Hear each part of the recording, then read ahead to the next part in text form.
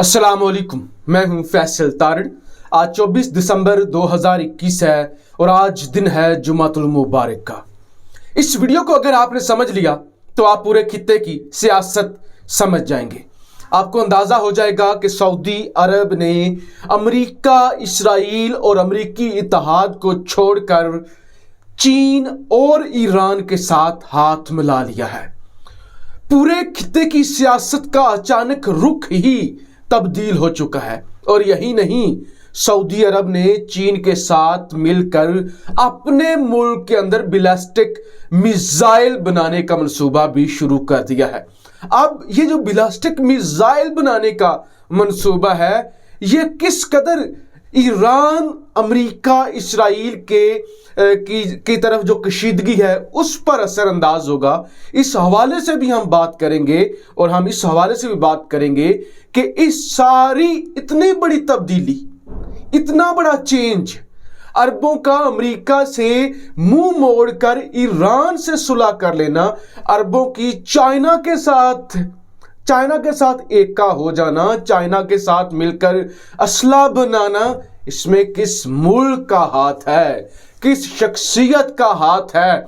और ये खित्ते की पूरी सियासत जो मुकम्मल तौर पे टर्न ले चुकी है, इसमें कौन सी शख्सियत का हाथ है वो भी आपको पता चलेगा। सबसे पहले जरा याद करें, एक हफ्ता वापस जाएं। यूएई अचानक ऐलान करता है कि हम जो $23 बिलियन की हमारी डील है ना अमेरिका के साथ, जो हमने उनसे 35 F-35 तैयारे, F-35 तैयारे खरीदने थे, हम नहीं खरीद रहे और हम फ्रांस से खरीद रहे हैं। हम अमेरिका से नहीं खरीद रहे क्योंकि अमेरिका की शराइत जो है वो सख्त है। ये चीज़ें आपको समझ आ गई। अब ज़रा सूरत हाल समझिए।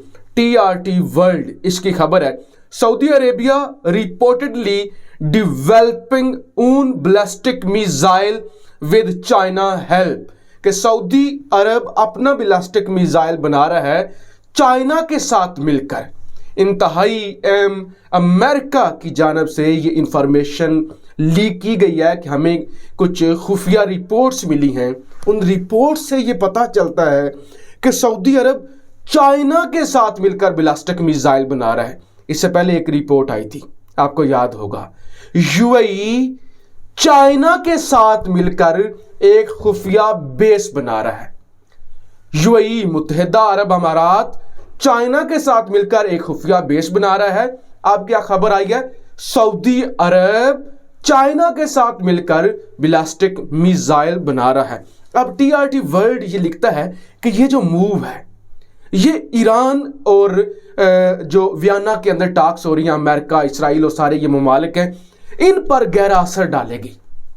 क्योंकि ईरान के पास जवाब है कि हमें तो रोकते हो, हमारा मिसाइल प्रोग्राम तुम्हें बड़ा तकलीफ देता है, अब सऊदी अरब को भी रोको। यानी एक आपके पास बहाना आ गया कि आप हम पर तो पाबंदियां लगा रहे हैं, आप हमें तो कह रहे हैं कि ये प्रोग्राम बंद करो, ये खतरा है दुनिया के लिए। अब जो सऊदी अरब कर रहा है उसको कैसे रोकोगे? और आपको पता है कितना बड़ा झटका है ये, कितना बड़ा झटका ये अमेरिका के लिए, क्योंकि अमेरिका दुनिया में जितना असला बेचता है उसका 18% असला सऊदी अरब खरीदता है अमेरिका से। और अब सऊदी अरब का चीन के साथ मिलकर खुद असला बनाना अमेरिका की इकोनॉमी पर ये किस कदर इतना बड़ा इम्पैक्ट डालेगा, और ये जो आपस में लड़वाते थे ईरान और सऊदी अरब को, उस हवाले से भी इसराइल और अमेरिका को कितना नुकसान होगा। देखिए, the move could cause Iran the rich rival of Saudi Arabia to refuse pressure from the US, यूरोपीय union, Israel and other Middle Eastern countries to stop pursuing its nuclear and missile programs। कि ये जो move है Saudi अरब का भी ballistic missile बनाना, ये Iran को ये कहने पर मजबूर करेगा कि हम पे क्यों प्रेशर डाल रहे हो, हमें क्यों रोक रहे हो, हमारा मिसाइल प्रोग्राम क्यों बंद करवा रहे हो। इसी तरह से the Saudi missile programme with Chinese technical aid could also effect US president Joe Biden administration effort toward relations with Beijing. कि सऊदी अरब के जो रिलेशन बीजिंग के साथ बन रहे हैं ये जो बाइडेन को भी परेशान करेंगी कि सऊदी अरब तो हमारा इत्तेहादी था, सऊदी अरब तो हमारा इत्तेहादी था, सऊदी अरब अब चीन से कैसे जा मिला। अब ज़रा बाकायदा तौर पे मैं आपको बता दूं कि सऊदी अरब और चीन की दोस्ती समझ में आती है, यह समझ में आती है कि सऊदी अरब अमेरिका से थोड़ा पीछे हटके चीन की तरफ जा रहा है, या कुछ लोग ये भी कह सकते हैं कि सऊदी अरब अमेरिका से पीछे नहीं हट रहा। देखिए सऊदी अरब अपने आप को बैलेंस करने की कोशिश कर रहा है टुवर्ड चाइना और अमेरिका। लेकिन कुछ खबरें आपके सामने रखता हूं। ये खबर जी जरा सुनिए, ब्लूमबर्ग अमेरिकन अदारा है, Iran Saudi talks advance as Iranian diplomats receive visas. Iran को सऊदी अरब ने वीजे जारी कर दिए हैं, सऊदी अरब ने वीजे जारी कर दिए हैं कई सालों के बाद, क्योंकि कई साल हो गए, 3 से 4 साल हो गए हैं ना ईरान के सफारती अमला सऊदी अरब के अंदर है ना सऊदी अमला ईरान के अंदर है, और अब डिप्लोमेट्स को वीजे सऊदी अरब ने जारी कर दिए। आगे जरा सुनिए, ये मॉडर्न डिप्लोमेसी की खबर है। Iran Saudi Arabia foreign minister hold brief meeting in Pakistan. जब पाकिस्तान के अंदर OIC का इजलास जारी था तो साइड लाइन पर पाकिस्तान ने ईरान की और सऊदी अरब की मुलाकात करवा दी थी। यानी पहले बगदाद के अंदर जितनी टाक्स हुई हैं, मुख्तलिफ मुल्कों के अंदर टाक्स हुई हैं, वजीर आजम इमरान खान का पहले ईरान जाना, ईरान के बाद सऊदी अरब जाना, मोहम्मद बिन सलमान को समझाना, और आप पाकिस्तान के अंदर दोनों की मुलाकात करवा देना। तो जो मैंने आपको कहा था, ये जो सारा टर्न लिया है खित्ते की सियासत ने, खित्ते की सियासत के अंदर इतनी बड़ी तब्दीली आ गई, आप सोच नहीं सकते, आपको अंदाजा नहीं है सूरत हाल का कि सऊदियों का अमेरिका से पीछे हट जाना, फिर तमाम अरबों का अमेरिका से थोड़ा पीछे हटना, यानी UAE का ये कहना कि हम तुमसे F-35 तैयारे नहीं खरीद रहे, और फिर UAE का चाइना के साथ मिलकर एक फौजी बेस बनाना, और अब चाइना के साथ मिलकर सऊदी अरब का बैलिस्टिक मिसाइल बनाना। आपको अंदाजा नहीं है ये कितना बड़ा झटका है अमेरिका के लिए, और किस तरह से एक नया ब्लॉक। हमें तो उम्मीद ही नहीं थी, कभी ये उम्मीद नहीं थी कि अरब जो हैं वो चाइना की तरफ आएंगे। यानी ये डिस्कस हो रहा था कि तुर्की, ईरान, पाकिस्तान, चाइना, रशिया, ये हम डिस्कस किया करते थे, हर तरफ यही डिस्कस होता था। कभी सऊदी अरब या UAE के हवाले से नहीं डिस्कस हुआ कि ये अमेरिका से पीछे हटेंगे।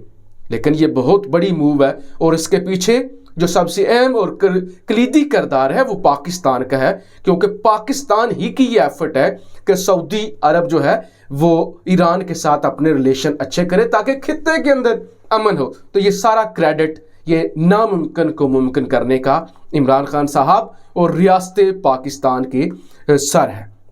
Iranian Saudi delegation to meet in Baghdad Iran foreign minister. ये आज की खबर है जी, 24 दिसंबर की आज की ताज़ा तरीन खबर है कि Iranian Saudi delegations to meet in Baghdad के अंदर भी डेलीगेशंस मिल रहे हैं, और इससे पहले भी बगदाद के अंदर सऊदी अरब की और ईरान की मुतअद्दिद मुलाकातें हो चुकी हैं। लिहाजा ये चीज़ें मैंने आपके सामने रख दी, ये सारी अच्छी खबरें थी, ये सारी अच्छी खबरें थी। एक बहुत बड़ी खबर आपके सामने रखने जा रहा हूँ, ज़रा ये भी सुनिए। अमरीकी बहरिया का यमन भेजे जाने वाले ईरानी हथियार कब्जे में लेने का दावा। अमेरिका ने जी एक कश्ती पकड़ी है, एक बोट पकड़ी है। अमेरिका कहता है उस पर कोई भी झंडा नहीं लगा हुआ था, लिहाजा हमने उनको रोका। वहाँ पे 5 से 6 यमनी थे, और जब हमने उन्हें रोका तो वो सारी बोट जो है वो असले से भरी हुई थी। अमरीकी बहरिया के गश्ती जहाज़ों ने एक कश्ती पर हथियारों का सुराग लगाया। कश्ती पर किसी मुल्क का झंडा नहीं था। बहरिया के मुताबिक जब फौजी इस कश्ती पर पहुंचे तो उन्हें क्लाशनकोफ तर्ज की 1400 राइफलें और 2,26,600 गोलियां मिली, जबकि कश्ती पर 5 यमनी अफराद भी मौजूद थे। ये यमन में सऊदी फौजी इत्तेहाद और ईरान के हमायत याफ्ता हौसी बागियों के दरमियान जारी जंग से मुतल्लिक ताज़ा तरीन कार्रवाई है। अब अमेरिका के लिए यह करना ज़रूरी था। मैंने आपके सामने 3 खबरें रखी हैं। पाकिस्तान के अंदर ईरान का मिलना, ईरानी डिप्लोमेट्स को सऊदी अरब के वीज़े जारी करना, बगदाद के अंदर दोनों मुल्कों का मिलना, और उसके बाद ये अमेरिका ने एक बड़ी कार्रवाई की। अमेरिका कहता है कि हमने जी ये लोग पकड़े हैं, 1400 राइफलें इनके पास थी। मैं आपको बताता चलूं, अमेरिका से ये सब कुछ हजम नहीं हो रहा। अब अमेरिका ने बतौर सबूत ये सऊदी अरब के सामने पेश करने हैं।